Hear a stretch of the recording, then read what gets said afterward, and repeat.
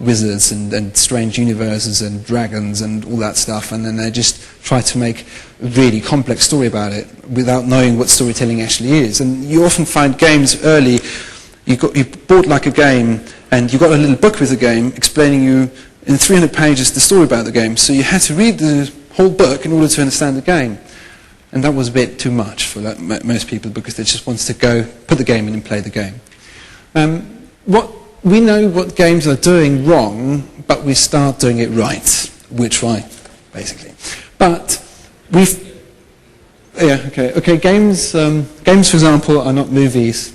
That's the most essential thing. So we just shouldn't do like straight conversions, or should just do interactive movies where the games where the player hasn't really much control. Players shouldn't be told stories, they should experience stories. This is the major difference, what we call it. We want people to experience stories. So you don't want to be told the story, you want to be part of it. People tell stories afterwards. After you played a game, you can go to your friends and you tell them you've played this game and you played it this way. This is when you do the storytelling itself.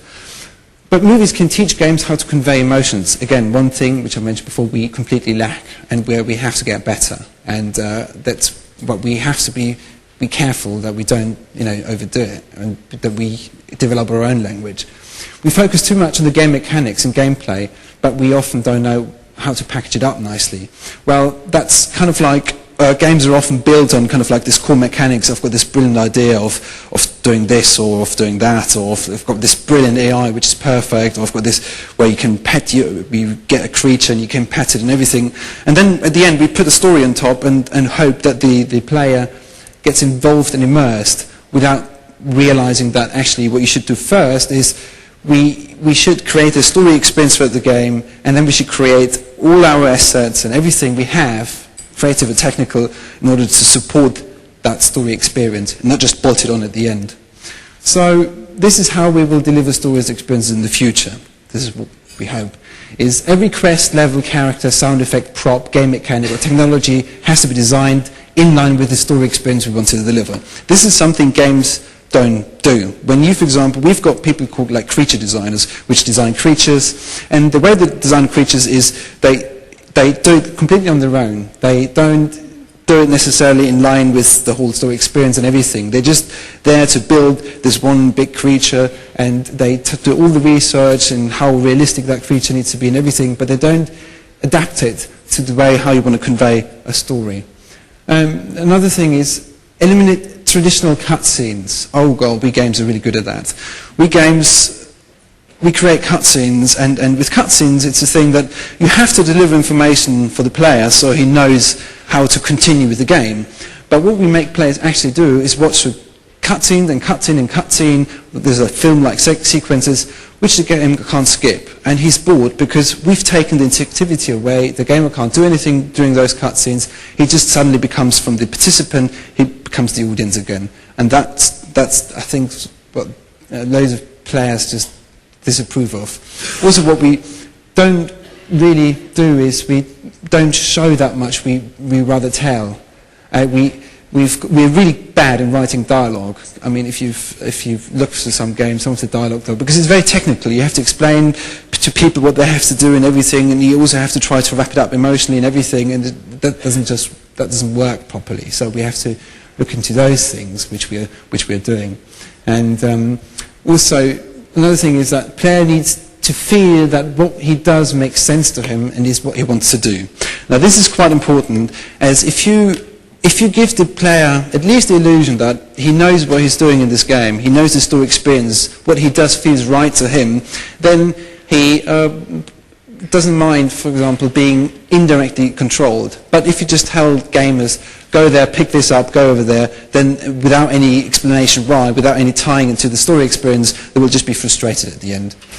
And the last thing, also the most important thing, is like make the player care. So we need to make sure that, again, this is the emotional delivery is a very strong point in how to make story experiencing games better. Is if the player cares about the world, what he does, how he does certain things, then we can essentially emit emotions in the player which we can use with the other language, with the film-like language and everything.